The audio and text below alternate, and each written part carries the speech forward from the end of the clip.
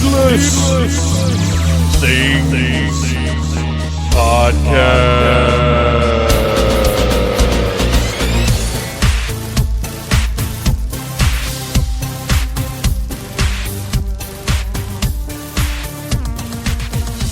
Welcome to the newest, sort of late, but not really, episode of the Needless Things Podcast. I am your host, Dave West, and today's episode is weird. Well, the content is weird, but we'll get to that. First, I want to do, it's going to be more intro than usual today, this time around. One, because of the weird main content that we have, and two, just because I've got a lot that I want to talk about. So settle in. When I said that this episode is late, but not really, it's because I don't really have a release schedule. Since I came back, I'm doing this now because I enjoy it and I want to have a non-Joe outlet. Obviously, Audible Interlude doing very well. We've got a live stream tomorrow night. Please tune in if you want to enjoy some G.I. Joe content or just enjoy the camaraderie of three rapidly aging fellows talking about things that they love. It's mainly G.I. Joe, but we talk about other stuff too. The live streams are a lot of fun. I think anybody could enjoy it. Well, I have been told anybody could enjoy them because I've got some folks tune in from time to time just to hang. And that's what it is. It's a hangout. But anyway, so Audible Interlude is, the weekly outlet that it is. A lot of fun. It's a thing. But it's all G.I. Joe. And I have been for a while wanting to get back to the non-Joe stuff or general discussion or interviews or whatever. I don't have an interview this episode, but there are a lot coming up.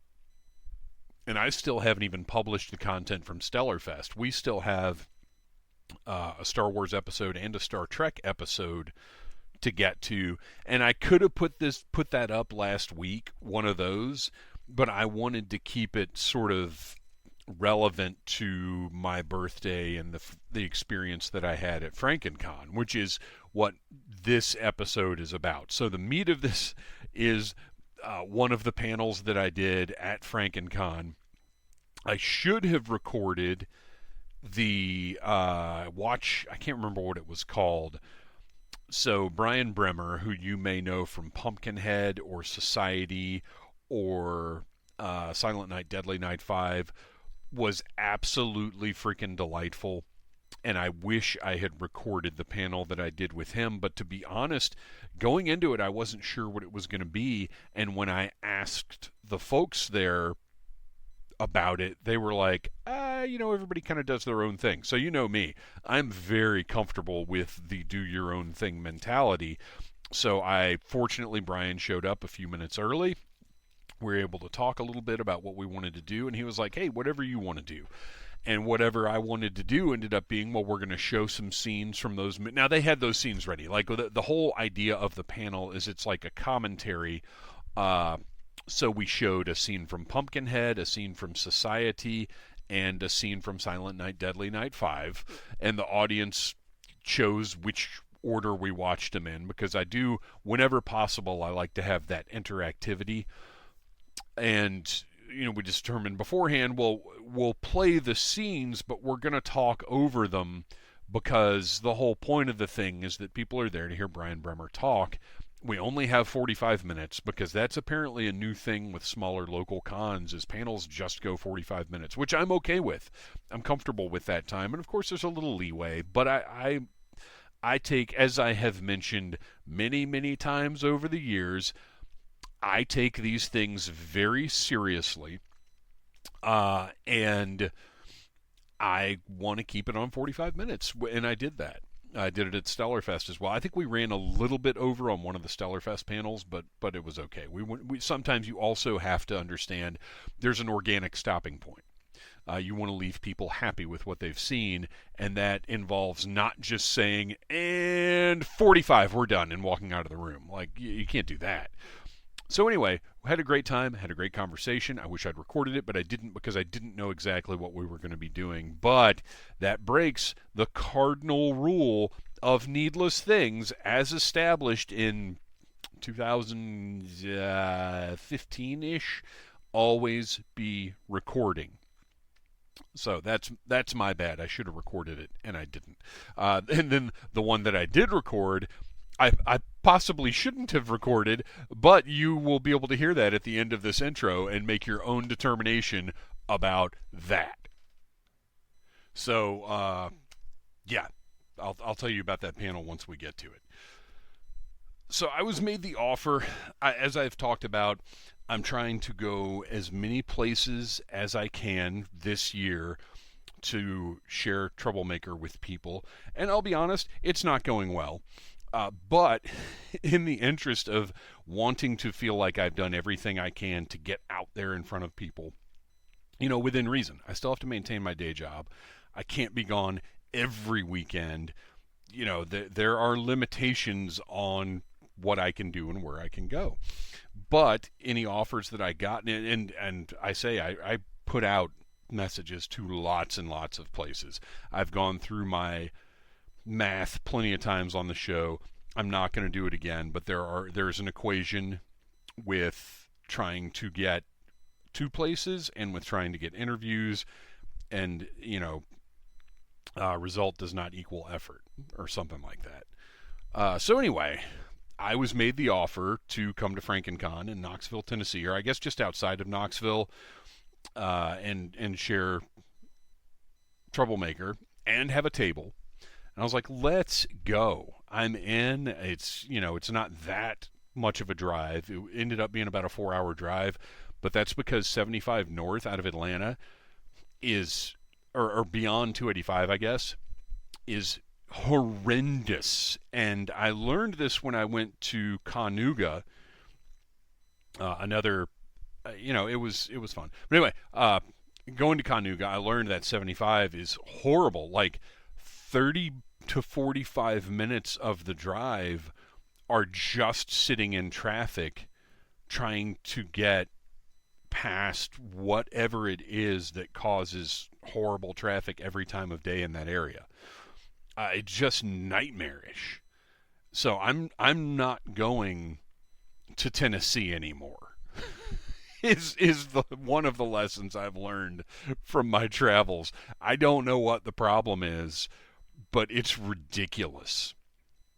So but 4-hour drive, I was like, for sure, I will drive that drive. I will go out there. I will have fun, regardless of what. And this is what I try to keep in mind, because I am aware that I'm not a draw. People that don't know me, and many people that do know me, are not going to see like Phantom Troublemaker Dave West at this thing and make an effort to go to this thing or see me or whatever. And that's not me being like, oh, woe is me. That's just, it's a fact. It's just a fact. But if I can go and put myself in front of people, that is an opportunity for more people to potentially say, hey, that's that Troublemaker guy, that Dave West guy. I'm interested in what he's doing. I'll check out the podcast or the YouTube or the whatever. So that is one of the ways to get out there, because social media certainly, my experience has been, doesn't do anything for anybody. So getting out physically in front of people is, what else can you do? I don't know. So this happened to be the weekend of my birthday, which is May the 10th. I was going to be there May 9th and 10th. And this is on me. Did not realize that it's literally just a 2-day convention. It's only Friday and Saturday. It is over Saturday night. No evening programming or anything. So that's on me for just not reading the fine print, I guess. If I had realized that, I would have asked to screen Troublemaker earlier in the day, gotten out of there and come home. But I did not realize that. So I was there Saturday night as well with nothing going on. My last Troublemaker screening started at 7. The Q&A afterwards, we were wrapping up at 8:30, and after that was the end of the convention. So that was wild to realize. Let's see. So where do I want to go back? So drove out there Friday. Or actually, you know what? I'm going to rewind further because earlier that week, I went and saw Ministry with Nitzer Ebb and Die Krups, who I had seen Die Krups probably a few times while I was working at the Masquerade. Never seen Nitzer Ebb before. I've seen Ministry is now my in the midst of the acts I've seen the second most number of times. I've seen them 4 times, and there are a few other bands I have also seen 4 times.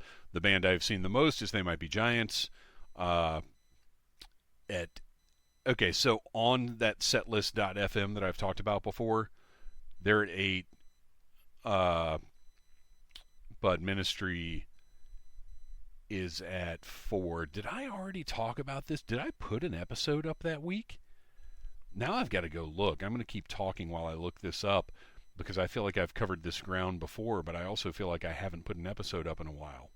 But I might have done a Wednesday, the day after the Ministry show. Let me look at my episode list here on Podbean.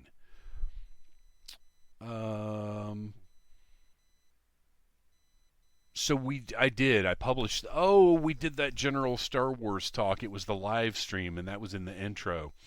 I've already talked about that show. It was fantastic. It was amazing seeing those bands.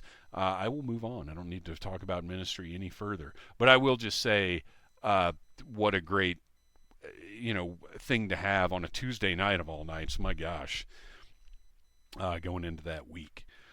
So let's move on to FrankenCon. Friday, I get up Friday morning, head up there. I want to be there by 2 or 3-ish to check into the hotel, to get settled in or whatever, and to set my table up because the early bird or whatever it was, a VIP opening was at 5, I think. And then it generally opened at 6 and was open until maybe 8 or 9. Something like that. So got there, and the hotel is literally on the grounds of the airport, meaning in order to get to the hotel, you have to drive through the airport drop-off lane, which Friday at 2 or 3 or whenever I arrived was not horrible, but it was like, wow, this is crazy that I have to sit through this to get to the hotel. Got to the hotel, and they're doing some renovating. It was very difficult to figure out where to go, where to park, and then it turned out the parking lot was just an open air parking lot across from the hotel. So I found a spot where I could just leave my car and unload everything and then go park it, or unload as much as I could, I guess. The hotel itself was really cool. I was impressed with, so I tend to try to stay, this was a Hilton. I tend to try and stay in Hiltons because that's where I ended up for DragonCon. Well, in general, I like Hiltons. I found them to be pretty good. But years ago when I started staying all weekend at DragonCon, that is just the hotel that I got into, and they grandfather you in, so every year you can roll your reservation over. So I'm a Hilton person because of that. And I get honors points, so I try, to stick with Hiltons when I can. As a matter of fact, coming up on Joe Fest next month, I did not get in time. I don't know if I waited. Well, obviously I waited too late, but I don't know if it sold out earlier this year or if I'm just mistaken about when it usually sells out, or I don't know what the deal was. I wasn't positive I was going to be able to go at one point. There were factors. So by the time I was like, okay, for sure, definitely doing Joe Fest, the hotel was sold out, and that's a Marriott. So this year I'm staying in a Hilton that really isn't that far away, but it is going to make a difference in how things go because we've got a table at Joe Fest. It's like a 12-minute drive. I don't expect it to be too terrible, but and we'll see. I'm more concerned about the parking at the hotel. But anyway, this is a Hilton, and even at the nicer Hiltons that I've stayed at, they often do not have as up-to-date a technology as you would expect. Like sometimes they don't have a great USB plug-in in the room, or they don't, this or that. The TV may not be great. This was technology-wise one of the best hotels I've stayed in. So in the room, they had USB ports all over the place. There was one on either side of the nightstand. There was one at the desk. The TV had, I didn't really get into it, but it had definitely more advanced controls and options than what I'm used to. It was pretty good. However, where they were not technologically advanced was the air conditioning unit was like literally on the wall in the room, and it was loud as hell. So when I first got there, the room set on 70, too warm for me. I do not do warm hotel rooms. As the first thing I do when I get into a hotel room is I set that thing on like 64, because I want to get it cooling off, and once it gets to whatever that hotel's version of 64 degrees is, I'll adjust from there, because it takes time to get that room cooled off from the warm, muggy temperature that they think it should be. Well, honestly, rightfully so. There's no reason they should keep those rooms that cool all the time anyway. But when I get in there, I want it started cooling off immediately. And then, once I go eat dinner and come back or whatever, it's cooled off and I can adjust it to where I want it to be. So I set this one on, did my 64, unpacked everything, and then later on in the night when I got back to the room, it was at like 68. It was not cooling. So I asked a maintenance guy came up, and he was like, that's just kind of how it is. It's not great. And then when I got back to the room for the night, the unit was like, it was this, with the occasional, like it was crazy. It was insanely loud. And I didn't want to call the maintenance guy back because I just figured, well, there's nothing they can do. I had already unpacked, and I didn't want to switch rooms. I wanted to see if I could sort of figure out what to do. So I went over to the unit and gave it a firm wrap on the top of the unit. And when I did that, for a minute, it sort of stopped that noise. And I thought, I wonder if I could apply constant pressure to this. Maybe we stop the noise. So I got the table. Every hotel room has some kind of massively heavy wooden table in front of the window, beside the cuck chair. So I was like, let me see if I can set this table on top of the unit. Maybe that'll stop, like the hum won't stop, but the occasional clunk that was happening, maybe that will stop. I just had a sense that was possible. So I picked the table up. I set it on top of the unit, and there's a picture of this on my Instagram. If you go look at Phantom Troublemaker on Instagram, I did take a picture of this because I was proud of myself for figuring this out. Put the table on top of the unit, kind of had to push it back onto the windowsill as well. But once it was up there, the clunking stopped, and the humming got a little quieter as well, like low enough to where it was white noise rather than something that would keep me awake. So, because I usually sleep with a humidifier in the room, and that makes a little bit of white noise, and I didn't have that here. So, yeah, it worked out. It worked out. So that was the experience with the room. And then the other problem in the room is that the shower was, when I stood in the shower, the ceiling is literally, and this is a common problem, the height of hotel showers.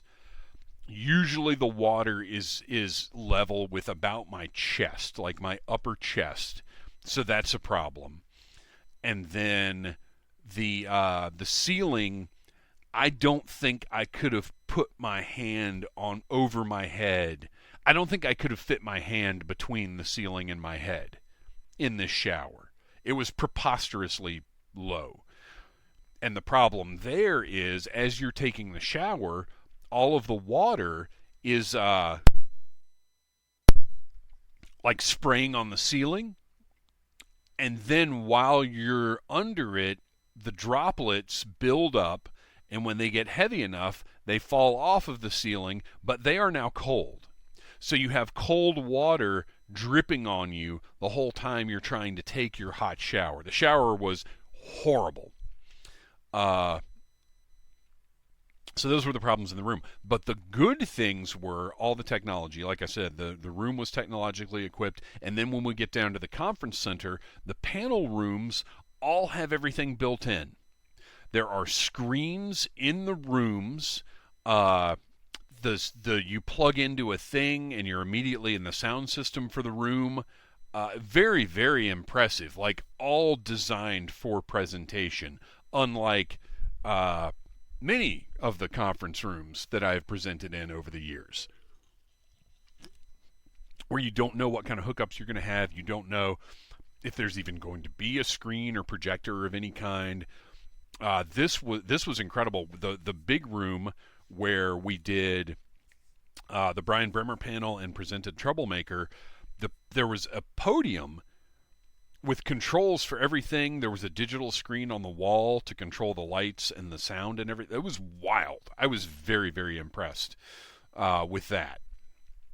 And the gentleman running the AV, who's I am now Facebook friends with, and I need to reach out to him and just say hi, do a little follow-up.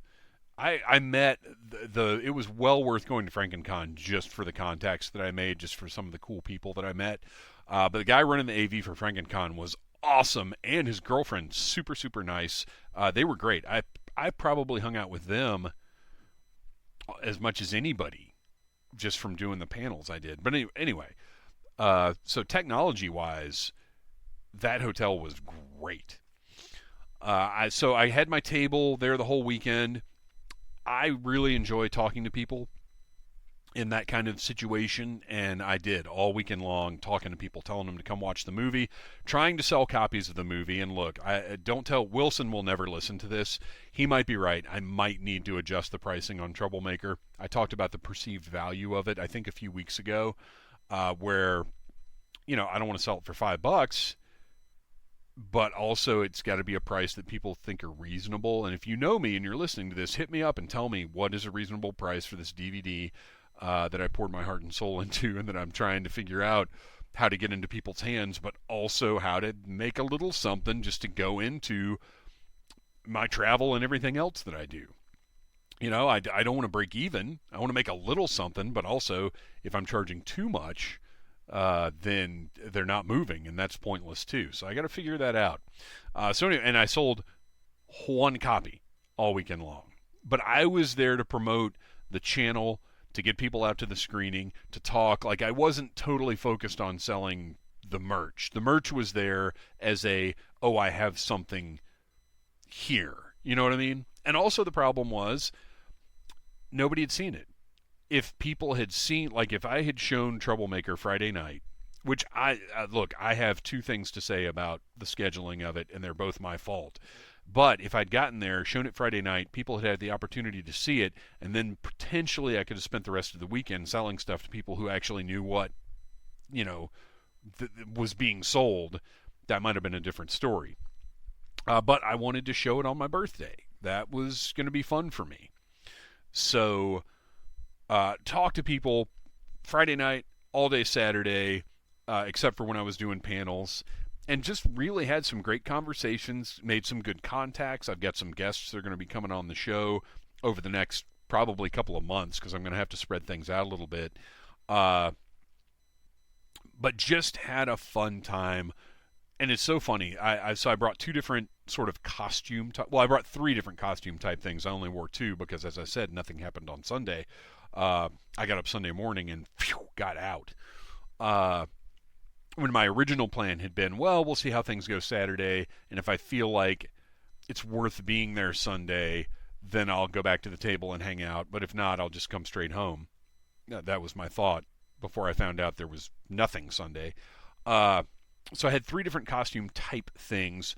One of them was just sort of a more horror-y, gothy sort of look thing. There's a picture of that up. If you see my picture with Joe, Bob, and Darcy, that's what I'm wearing. And then just an oppa-suits that's bloody. Out of everything I've ever worn, I think I get more compliments about that bloody, pre-made suit from oppa-suits than anything I've ever had on ever. It's ridiculous, and I should probably order a backup of that. So anyway, Friday I'm wearing the oppa-suits, getting a lot of attention. People coming in talking, great time. Do the panel with Brian Bremer that goes just incredibly well. Pretty well attended. There are people in there hanging out watching. But that should have been a signal to me, because the room was maybe a third full for that. Should have been a signal to me that one of the biggest names that is here only got about a third of a room for their panel. That should have given me a heads up about the attendance possibilities for Troublemaker. But in talking to all these people all day Friday and Saturday, I really did have a sense of, well, there's not much else. We'll be there, if only because, and some people said this, there's nothing else going on. But again, I wasn't thinking about the fact that it ends Saturday night. So people were literally, by 4 or 5 Saturday, people are just leaving.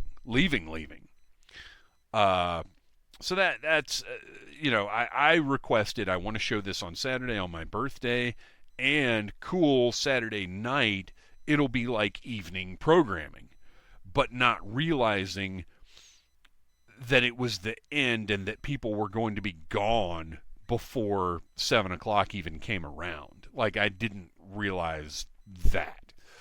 At one point made the decision of, because I kind of thought there was going to be an opportunity for me to just go meet and get a picture with Joe, Bob, and Darcy, because that was one of my goals for the weekend. And that didn't ever materialize the way that I thought it was going to. So finally I was like, well, I'll just leave the table. It was like 4 o'clock. I'll just leave the table, go over there and do the thing and pay for the picture and whatever else.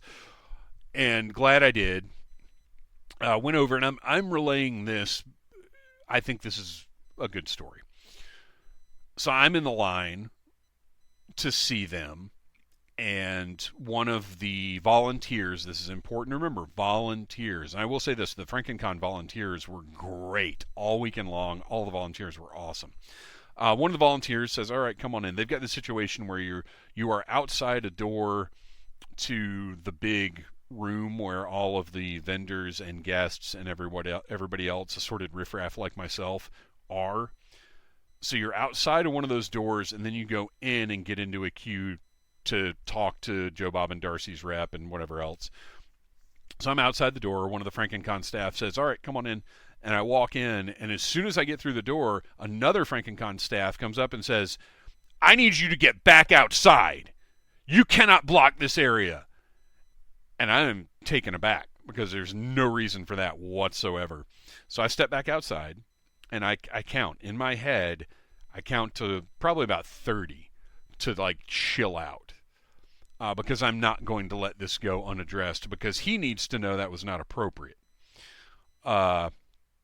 So he's taking care of some other stuff. And after I backed up, they let 4 people from in the room get in the line in front of me, which really infuriated me. But, that whatever. I don't know what happened there. Whatever. So this guy walks back over, and I say, hey, have you got just a minute? I just want to mention something to you. And he's like, yeah, sure. What can I do for you?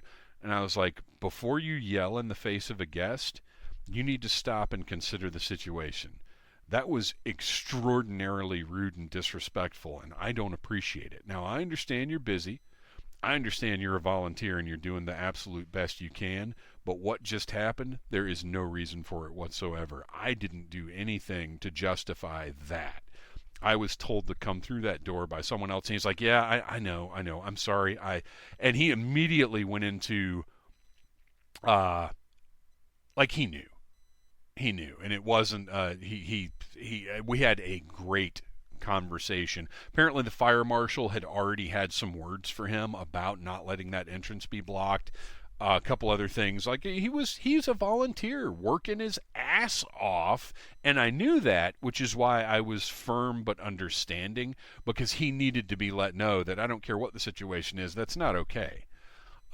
So anyway, we talked for a few minutes, and really, he thanked me. He was like, "Man, look, I want you to know, I really truly appreciate this, because this is the kind of feedback we need to get." It was great. It was a great interaction.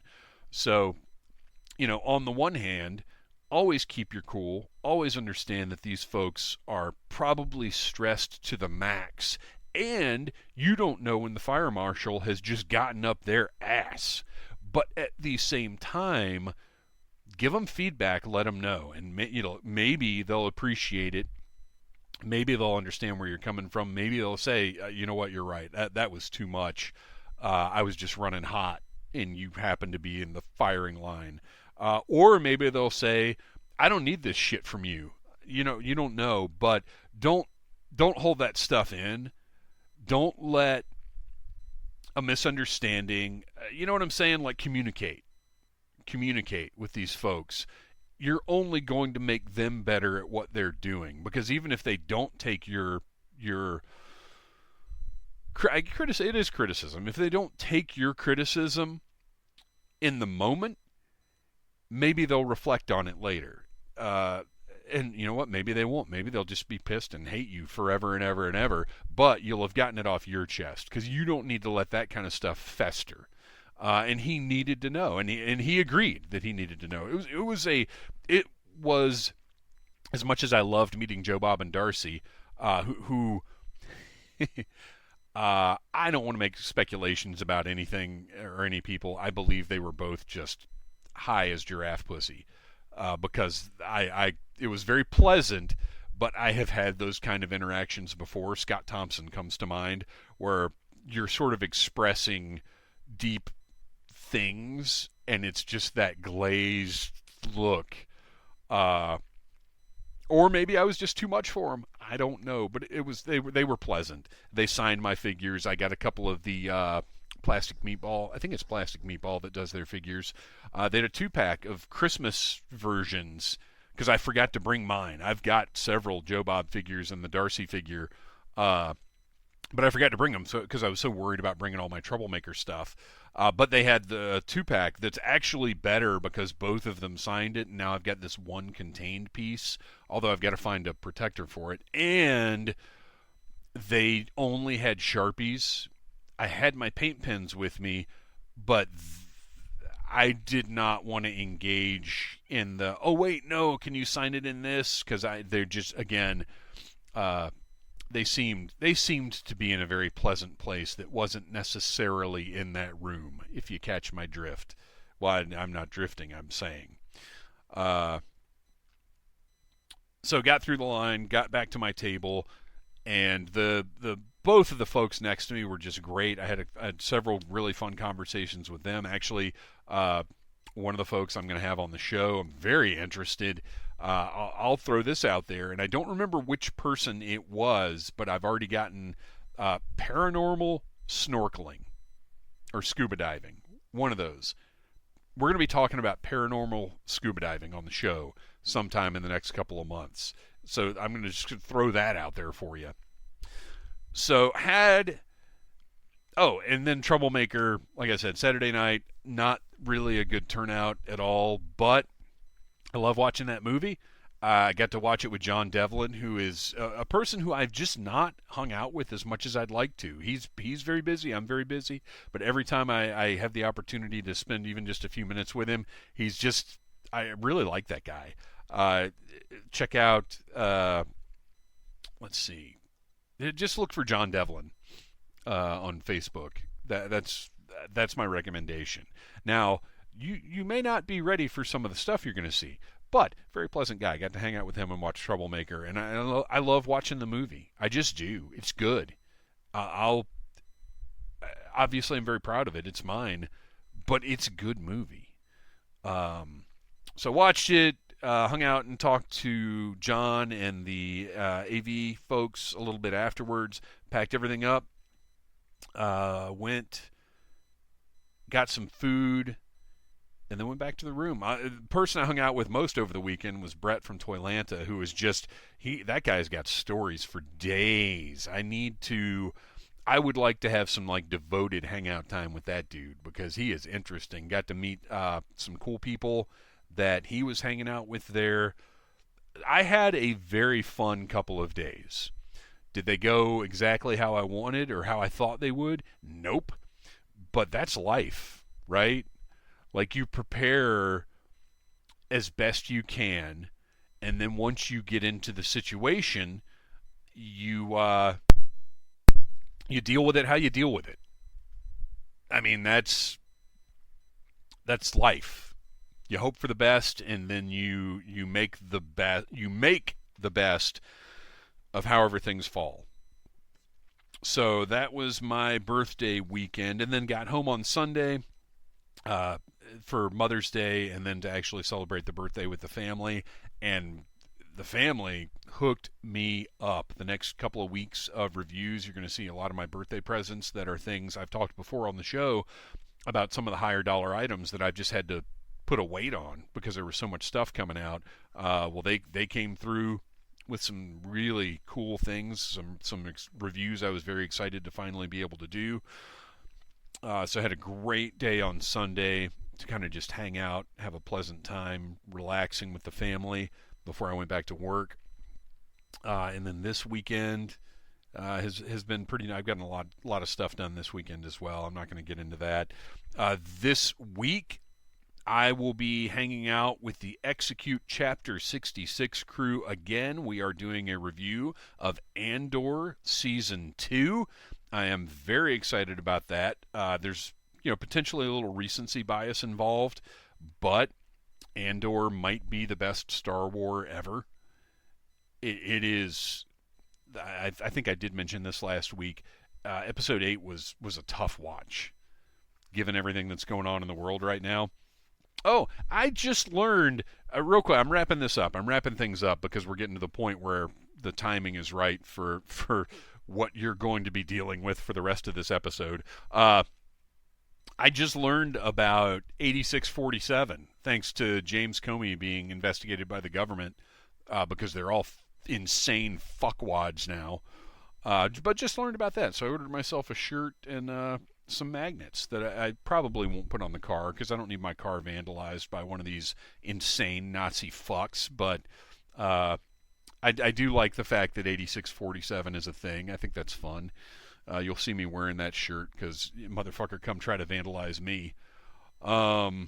What else? Bought Nevermind today. First time I've ever had a copy of that album, and it's fucking phenomenal. I'll get more, maybe in the future, I'll get more into my relationship with Nirvana, or maybe I won't remember at all. I'm getting old. Who knows?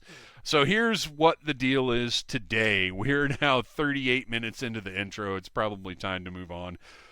I did a panel at FrankenCon called Choose Your Own Nightmare. Now, you may or may not know that we do Choose Your Own Adventure panels at DragonCon and did one at Stellarfest, which, again, Stellarfest was phenomenal. Highly recommended if you're in the Atlanta area. So I decided at FrankenCon I was going to do a Choose Your Own Nightmare panel. There is a series of books called Choose Your Own Nightmare that's the same thing as Choose Your Own Adventure. I believe from Choose Co., which I guess is the Choose Your Own whatever company now. But it's the same like livery and everything on the books. So I got 3 Choose Your Own Nightmare books to let the audience determine which nightmare they wanted to choose. I'm not going to tell you because that's part of the panel that you're about to listen to. And here's the deal. Empty room. Nobody showed up for this panel, but again, I'm at a point in my life/career where I don't take that personally. This FrankenCon was not really a panel convention. It seemed to me to be about the vendors and the guests. The programming seemed tertiary, if not further down the priority list. I don't think there was much emphasis on that at all, and I don't think the attendees were particularly interested. Most of the ones I talked to did not know there was programming. So that, I don't take it personally. So completely empty room. I walked in there and sort of moved some things around, sat down and made the decision, you know what? I don't give a shit. I'm doing a panel. I'm going to get content. So I sat down and I spoke as if there were an audience and had myself a little experience that you're going to listen to. Well, is available for you to listen to now. Whether you do or not, that's up to you. But do let me know if you listen to it, what you think. I had fun. I'll just say that. I had fun. So this is Choose Your Own Nightmare, live from FrankenCon 2025. Enjoy. Welcome, foolish mortals, to the panel of your nightmares. That's right. It is going to be up to you, the audience, who are presumably all ghosts at this point, to choose your own nightmare. Now, I wanted to make sure I wouldn't be too responsible for the quality of this panel. So I brought 3 Choose Your Own Nightmare books with me, but I'm going to leave it to you, the audience, to determine which nightmare is chosen. We have Choose Your Own Nightmare, Snake Invasion. 8th Grade Witch, or Blood Island. So by a show of hands, don't make any noise. I just want to see your hands. Which nightmare do you choose? Is it Blood Island? 8th Grade Witch. Snake Invasion. Oh, people seem excited about Snake Invasion. So that is the nightmare that we will choose. Now, who here, again, show of hands, don't make any noise whatsoever. Keep it nice and quiet. We're recording this, so I don't want too much crazy, noise and distraction and whatever else. And by the way, there's nobody in this room, so anybody who walks by and sees me right now is going to think I'm an insane person and will not choose the nightmare of coming into this room. But guess what? I'm going to get some content regardless. So Snake Invasion is our winner. If you know how Choose Your Own Adventure works, we will read this book.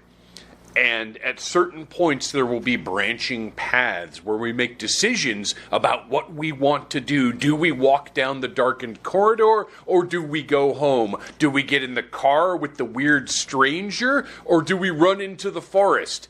Those kinds of decisions are the ones we're going to be making now as we choose our own nightmare. Snake Invasion by Doug Wilhelm. Beware and warning. This book is different from other books. You and you alone are in charge of what happens in this story. There are dangers, choices, adventures, and consequences. You must use all of your wits and much of your keen intelligence. The wrong decision could end in disaster, even death. But don't despair. At any time, you can go back and make another choice, alter the path of your story, and change the result. You and your family have just moved into a brand new neighborhood at the edge of the Florida Everglades. Last week, a guide came to your school to give a talk about the enormous Burmese pythons that are taking over the mysterious wetland, which seems really exciting, until your dog Zelda goes missing. Other pets in the neighborhood have been disappearing lately, and your best guess is that they're becoming something's dinner. You've been told never to step foot into the Everglades, full of alligators and ghostly legends, not to mention giant snakes. When you and your best friend, Jackson, throw caution to the wind, what you find could never have been imagined. Will you make it out of the wetland alive? These pythons have no natural enemies, and they eat almost everything. There's a pounding on your front door. You're expecting Jackson. He's your friend who comes over to play video games after school. But this isn't a here I am, power up, battle zone sort of knock. This is a fast pounding, open up quick knock. It's Jack, and he's breathing hard. He looks panicked, and he's dumped his bike on your lawn. Spotting that, you feel a prickle of worry. Your dad is super strict. If he sees any digs in the grass, he'll get really upset. He keeps saying it's hard enough to keep a lawn alive with the heat and the weird bugs in your brand new neighborhood at the edge of the Everglades, Florida's gigantic, mysterious wetland. But Jackson knocks that worry out of your mind. Breathlessly, he whispers, "Your dog!" Then he shouts it, "Your dog!" What, you say? She's in the backyard. Jack shakes his head. He really likes little Zelda. Every time he comes over, he stops by your backyard first to say hello. An invisible fence keeps her in the yard. Zelda likes Jack too. After he leaves her, she always yaps and yaps. You realize something. Zelda isn't yapping. "Dude, she's not there anymore," Jack says. His eyes are wide and scared. "There was this. I couldn't believe it. It was huge." "What was huge?" "The snake." "Jack," you say, "what happened?"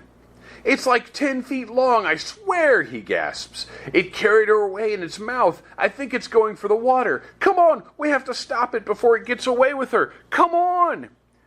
You gaze backwards towards the kitchen. You and your little sister have an after-school babysitter who drives you crazy. You're way too old for a babysitter. Every afternoon, every other week when you're with your dad, Juliana is here making dinner. That's the worst part. She's a nut about weird health foods. Here she is now. "What's all this shouting?" Juliana asks. She's munching a carrot stick, one of her more normal foods. In her hand is a wooden spoon. She's probably been mixing up some lentil, kale, tofu, seaweed thing. Nothing. It's nothing," you say. "Jack's a little wound up, that's all. We need to step outside to talk." You push Jack back out the front door and follow. You shut the door behind you so Juliana won't hear. She likes to make reports to your dad. Really helpful. "Let's go," Jack says. "We have to move fast."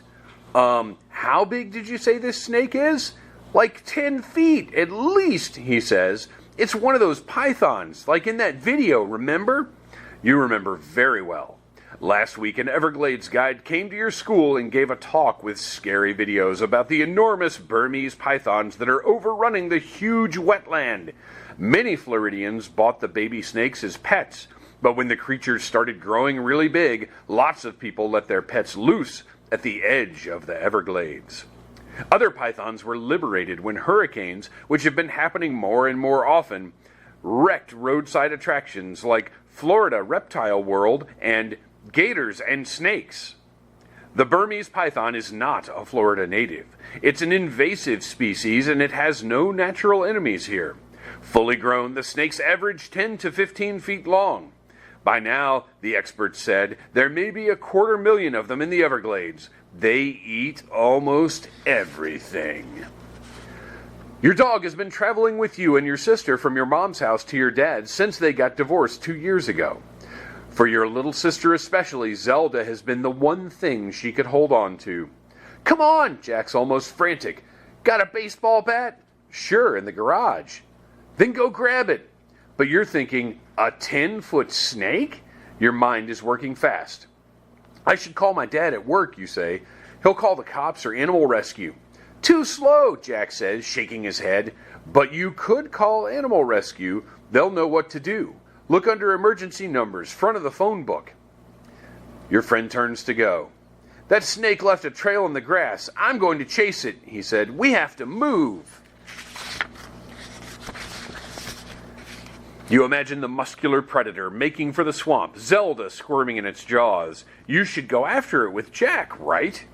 The Everglades guide said pythons aren't poisonous. They swallow their prey whole, but slowly. If you can catch the snake and bash it with the bat, maybe it will let Zelda go. But you've both been told never, ever to step into the watery expanse beyond your backyard. Right back there is the Everglades, home of alligators, ghostly legends, and those monstrous snakes. What hope could two kids have of stopping a hungry 10-foot python? Maybe you'd better call Animal Rescue right now while Jack tracks the animal. But what if Jack goes into the wetland alone? He's so wound up, he just might. You're torn and confused. Come on, Jack says. Decide. And so now we have come to the portion of the book where you, the audience, have a decision to make. Show of hands. If you grab the bat and go with Jack, turn to page 9. If you call Animal Rescue while Jack tracks the snake, turn to page 66. So, show of hands. Do we grab the bat and go with Jack? Or do we call Animal Rescue while Jack tracks the snake? Wow, we're leaving Jack on his own, huh? Okay, well, then we're going to go to page 66 and we're going to see what happens.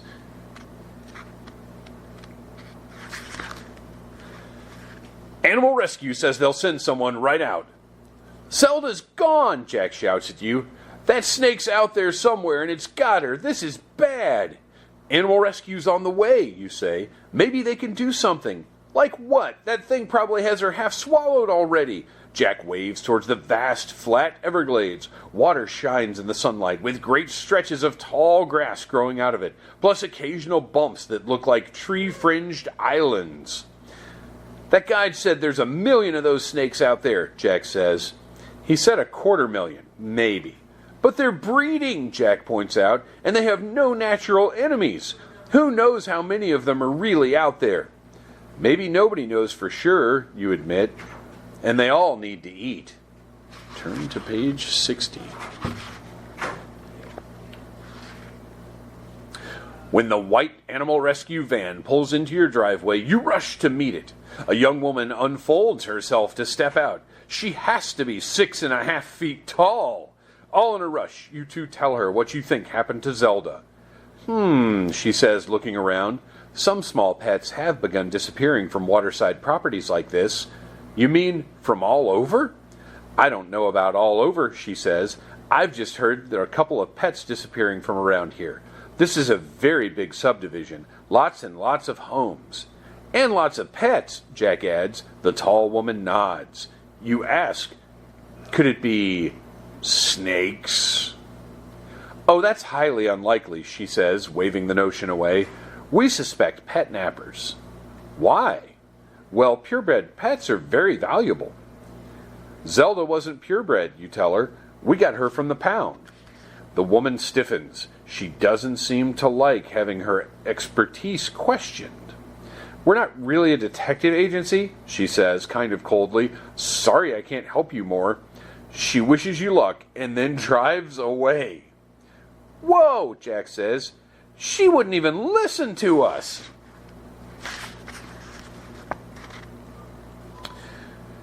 You and Jack decide to create a blog, The Disappearing Pets of Gladeview Meadows. You also put up old-fashioned flyers around the neighborhood. Help us find the missing pets.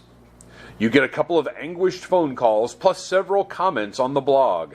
Our little Jake was an outdoor cat, one comment says. Now we can't find him anywhere. We let Zippy out one morning to do his business, like every morning, another writes. But this time he didn't come back. He always comes back. The local paper writes a very short article about your investigation. You get a few comments that are strange. Someone writes, "No one is safe. They'll come for our children." Another says, This is why every household should have assault weapons. You two wonder if you made a big mistake getting involved in this mystery. Then you get a phone call. I know this part of the Glades as well as anyone alive, says a young-sounding guy on the phone. My people have been here for centuries. I think you might have stumbled onto something big. You gulp. You do? It's very possible, he says. Humans have put the ecology of the Everglades out of balance, and now some weird things are happening. I've been trying to tell people, but nobody will listen. I know the feeling, you say. But your blog is starting to get readers, he says. If you'll work with me, we could make people pay attention. How? Do you have a smartphone? Well, sure, you say. Meet me tomorrow morning at 9, the man says. Do you know the boat access in Gladeview Acres? Yeah, that's our neighborhood. Meet me there. Bring your phone. There's 2 of us, you say. Even better, he says. Bring 2 phones.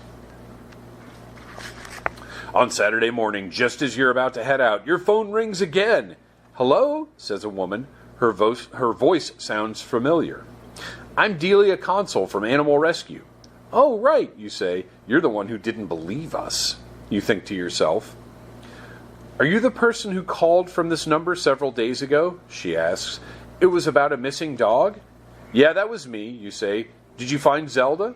No, but we've just had an emergency call from a house on your street, she says. Something about snakes in her pet enclosure. The woman sounds elderly and she's quite upset. I'm on my way, but I can't get there for maybe 20 minutes. I remember you talking about snakes. Maybe you could run over and see what's happening. Well, just try to calm her down, Delia says, until I can get there. We depend on help from volunteers. Snakes in an enclosure? It sounds so bizarre, it might be worth checking out. But you've just promised to meet with the mystery man. All right, we have another decision to make. We can either meet the man who wants to team up, or we can check out the snake emergency. Show of hands from our nice silent audience. Do we meet the man who wants to team up? Okay. Or do we check out the snake emergency? Of course, who doesn't love a snake emergency? All right.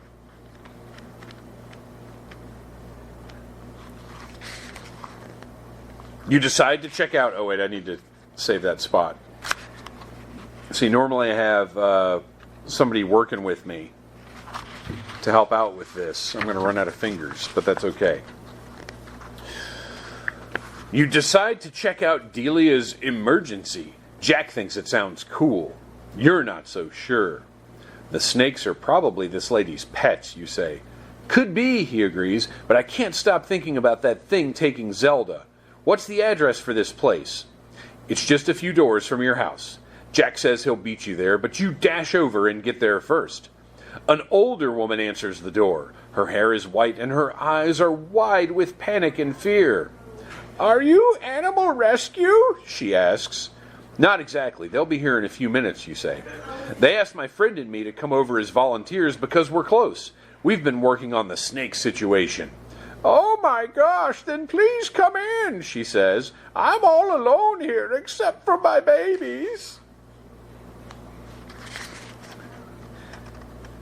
The old woman leads you through her house to a backyard patio. The yard is half filled with a very large pet enclosure. It has wire sides and top, and it's full of cats, plus 3 muscular, writhing Burmese pythons. One of the big brown-spotted snakes has a small cat captured in its jaws. The other 2 are slithering across the grass in there, while 4 or 5 frenzied cats, they're moving so quickly it's hard to count, leap and dash around the pen. As you watch, a small gray cat jumps high and clings with its claws to the wire siding. A python lunges at the pet with terrifying power. The gray cat squeals and leaps away, barely eluding the predator's jaws. Please, my kitties, the elderly woman says. You have to save them. Just then, Jack comes skittering around the corner, staring open-mouthed at the pen and the wild activity inside. He drops his bike. Quickly, he unstraps his backpack. He pulls out the 2 aluminum baseball bats that are sticking up from the top. "Let's get in there," he says. Yeah, this seems like a good idea.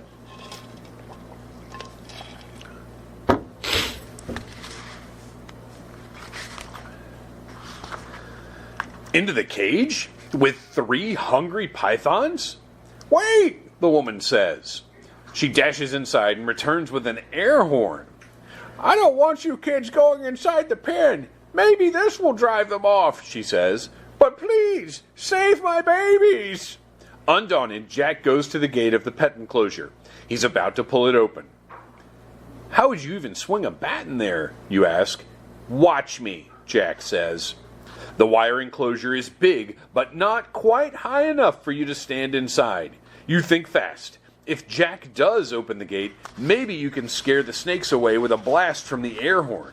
Maybe. So we got another choice to make here, audience. If you tell Jack to open the cage while you blast the horn, or you can grab a bat to help Jack. So what are we going to do here? Are we going to tell Jack to open the cage and blast the air horn? All right.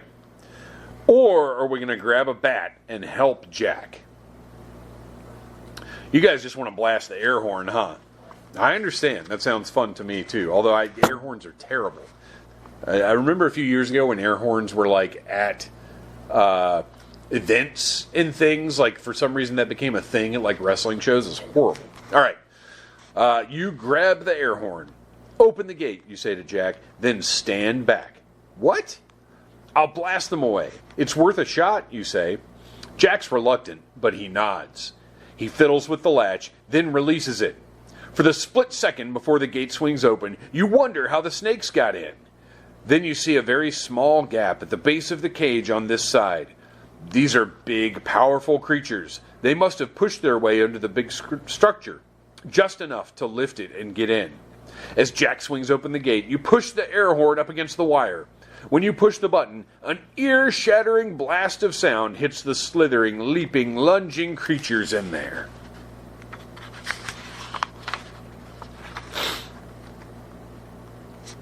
The pythons couldn't care less about the air horn's blast. The big snakes keep on twisting and sliding after the terrified cats. Even while your thumb is still pressed against the horn's red button, a snake lunges at an upper corner of the cage. The gray cat barely escapes a second time. You know the pets can't keep eluding these predators for much longer. "That's it," Jack says, tossing you a bat. "I'm going in." "Okay," you say. "Let's do this."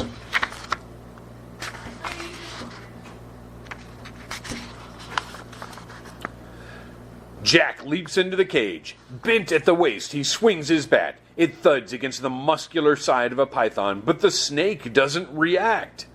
Jack is flailing his bat wildly. If you follow him in, you could get smacked. The terrified cats burst through the open gate and run scattering across the lawn. 2 pythons emerge to pursue them. Their thick, muscular bodies. This person is obsessed with how muscular these pythons are. Shove you aside as they push out through the open gate. After them comes the 3rd snake, its prey in its jaws. It's sliding towards the water. "Not so fast," Jack shouts and sprints after it. You hear a vehicle pull into the driveway and stop. Footsteps come fast around the side of the house. Jackson runs alongside the python that has a squirming cat in its jaws. He lifts his bat high and brings it crashing down on the snake's head. "Come on," he yells to you. You rush over and lift your bat just as Jack smashes his down a second time. The snake is still moving. "What's happening here?" Oh, wait, the wrong woman. Apologies. "What's happening here?" a woman's voice shouts. "It's Delia from Animal Rescue." "We told you," Jack shouts. "Come on," he tells you. "Hit it." And you do, smashing the bat down on the python's big skull. The creature just keeps moving towards the water, a bit slower, but not stopping. Jack keeps pace, slamming it again. So do you. The snake gathers itself and lunges toward the short bank at the back edge of the yard. These huge predators are so powerful and their skulls so thick that your bats couldn't stop this one. It slides away through the water, the poor cat now motionless in its jaws. Breathing hard and feeling incredibly frustrated, you two stand and watch the last splashing traces of the snake invasion settle on the water as the snake disappears. The other two snakes are already gone. Now Delia is at your side. She's watching too. "Do you believe us now?" Jack says. He's really furious. "How many were there?" she asks. "3, you say. "They got in the cage. We couldn't do anything to stop them." She lets out a long sigh. "This is an invasion," Jack tells her. He waves out at the Everglades. "What can you do to stop them?"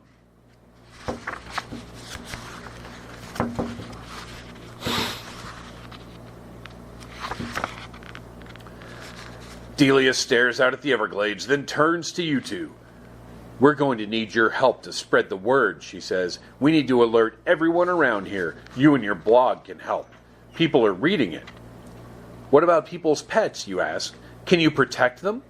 "We can tell everyone to keep their animals inside," she says. "But how can we stop those creatures? The state of Florida has organized big python hunts before. The snakes are so elusive and so well camouflaged, even the best hunters can't hardly find any."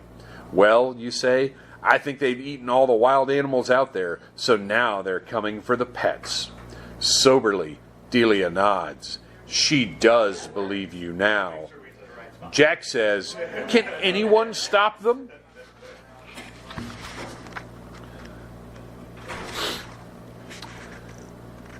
"These snakes are an invasive species," says Delia. "They don't belong in the Everglades, and now they're out of control."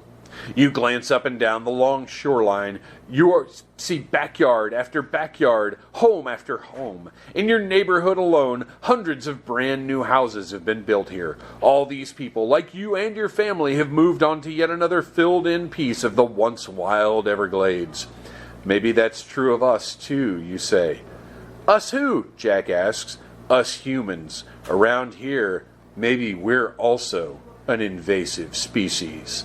The three of you stand there, staring out across the water. Nobody can think of anything to say. Well, we're going to call that the end, because that is the end. And thank you to the huge audience that showed up for this. I'm going to get back to my table and get a little something to eat, because there's really no point in continuing on to an empty room. I got some content that's going to go into the newest episode of the Needless Things podcast, live from FrankenCon. So have fun, enjoy the rest of your weekend. I am out of here.